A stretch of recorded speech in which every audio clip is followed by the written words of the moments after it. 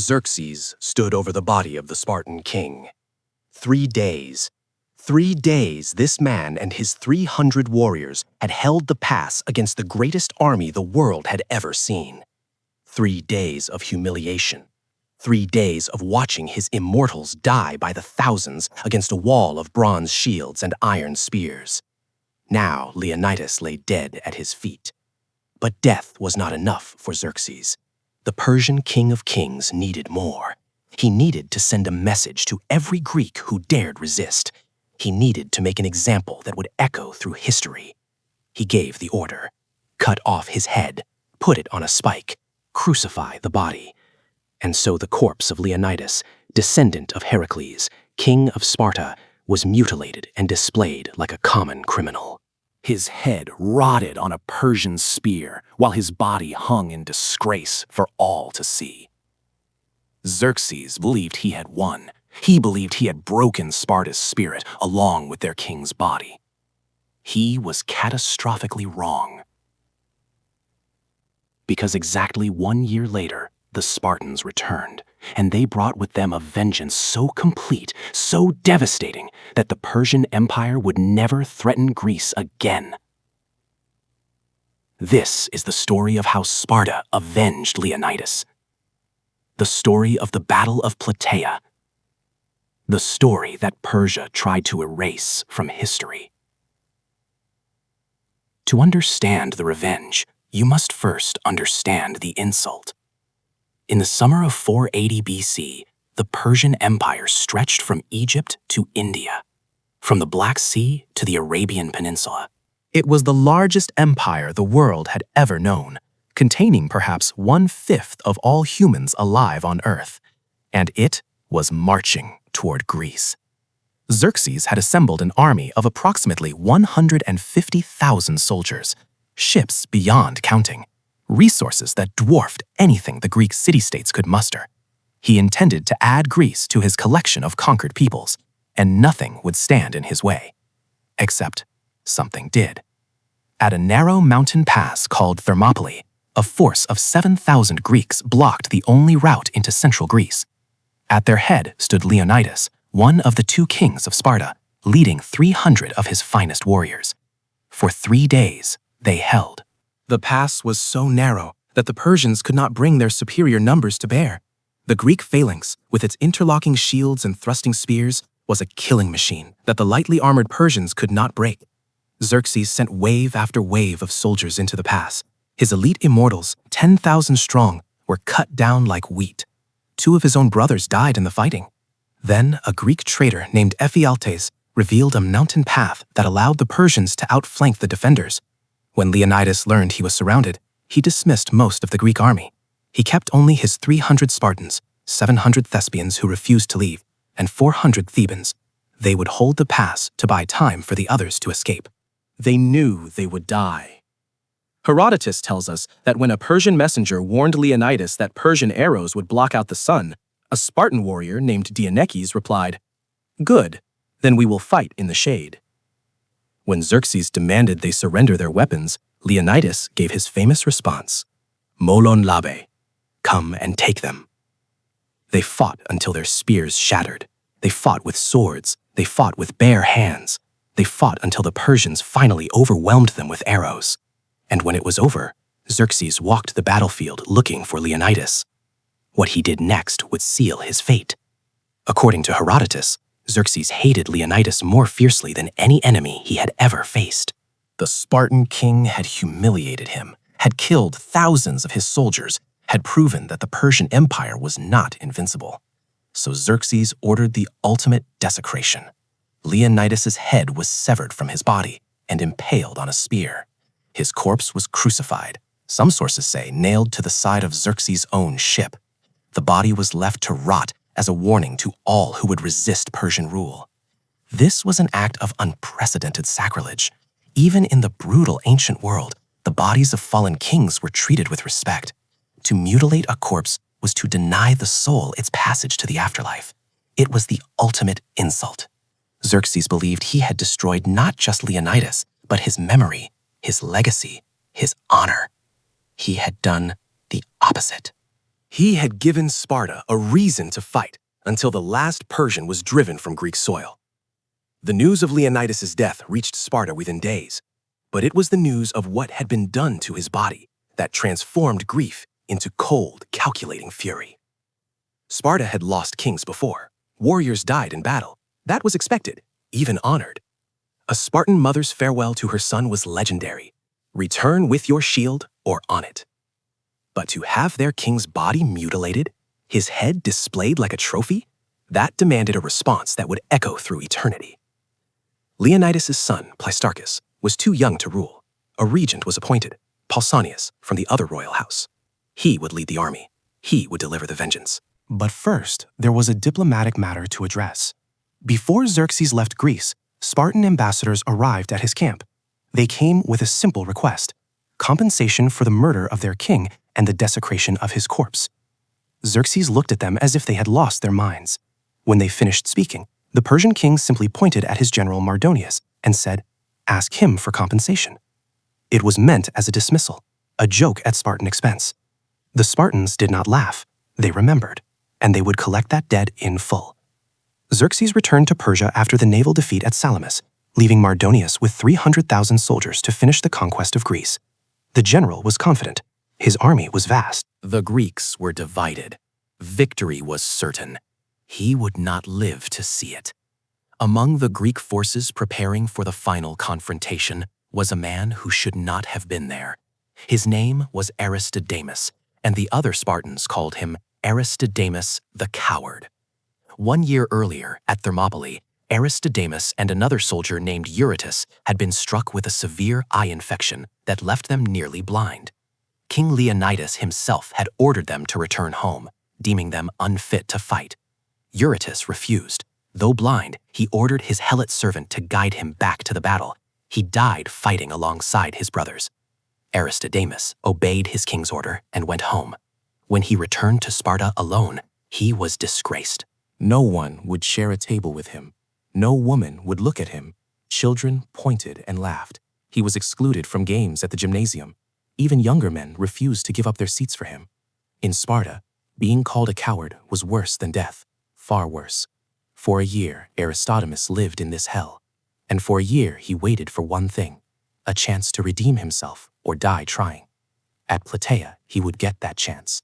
The two armies met in the summer of 479 BC, near the small city of Plataea in Boeotia. The Greeks had assembled the largest army they had ever fielded, 38,700 hoplites from cities across the Greek world. Sparta contributed 5,000 of their elite warriors, supported by 35,000 helots. Athens sent another 8,000. Corinth, Megara, and dozens of other cities added their strength. Pausanias commanded them all. Across the plain stood Mardonius and his 300,000 Persians, Medes, Bactrians, and Greek allies from Thebes and other cities that had submitted to Persian rule. The numbers still favored Persia, but this time there would be no narrow pass. This time it would be a pitched battle in the open. For 11 days, the two armies watched each other. Neither wanted to attack first. The Persians preferred fighting on flat ground where their cavalry could operate. The Greeks clung to the broken terrain near the hills where their phalanx formation was most effective. Mardonius grew impatient. He sent his cavalry to raid Greek supply lines and block their access to water. The Greeks began running out of food. Their position was becoming desperate. Pausanias ordered a withdrawal to a new position closer to water sources. The movement was supposed to happen at night, in secret. It went badly. When dawn broke, the Greek army was scattered and disorganized. The Athenians held the left flank. The Spartans held the right. The center was a confused mess of troops from various cities trying to find their positions. Mardonius saw his opportunity. The Greeks appeared to be in full retreat. Their lines were broken. Their army was vulnerable. He ordered a full attack. It was the worst mistake of his life. The Persian cavalry charged first, arrows darkening the sky. Then came the infantry, tens of thousands of soldiers rushing toward what they believed was a fleeing enemy. But the Greeks were not fleeing. Pausanias had positioned the Spartans on a ridge, the high ground that would neutralize the Persian advantage. When Mardonius attacked, he was sending his soldiers uphill against the most disciplined fighting force in the ancient world. The Spartans formed their phalanx. shields locked, spears leveled. They waited, and among them stood Aristodemus. Herodotus tells us what happened next. Aristodemus plainly wished to die. He broke from the Spartan line in a frenzy, rushing forward alone into the Persian ranks. He fought like a man possessed. He fought like a man who had spent a year being called a coward. He fought like a man who would rather die 1,000 deaths than live another day in disgrace. He killed until he was killed. And in dying, he found the redemption he had sought. But the Spartans who witnessed his death did not call him a hero. They said he had fought recklessly, seeking death rather than victory. True Spartan courage, they said, meant fighting in formation, holding the line, trusting your brothers. Aristodemus was denied the honors given to other fallen warriors. Even in death, Sparta held its standards high. But what the Spartans did honor was what happened next. The Persian infantry crashed against the Spartan phalanx like waves against a cliff. The light wicker shields of the Persians offered no protection against the heavy bronze of Greek hoplites. Their shorter swords could not reach past the thrusting spears. The slaughter was systematic, methodical, complete. And in the center of the carnage, Mardonius himself led his elite cavalry against the Spartan line. A stone flew through the air. It struck Mardonius in the head, crushing his skull. The general who had been left to conquer Greece, the man Xerxes had pointed to when the Spartans demanded compensation, fell from his horse and died in the dirt. With their commander dead, the Persian army broke. What followed was not a retreat. It was a massacre. The Greeks pursued the fleeing Persians back to their fortified camp. The phalanx smashed through the wooden walls. Inside, the slaughter continued. Herodotus records that of the 300,000 soldiers Mardonius had commanded, only 3,000 survived the battle and the pursuit. Another 40,000 escaped with the general Artabazus, who had wisely kept his forces back from the fighting. The rest were killed. All of them. The Persian camp was littered with bodies. Gold and silver treasures beyond counting were scattered among the dead.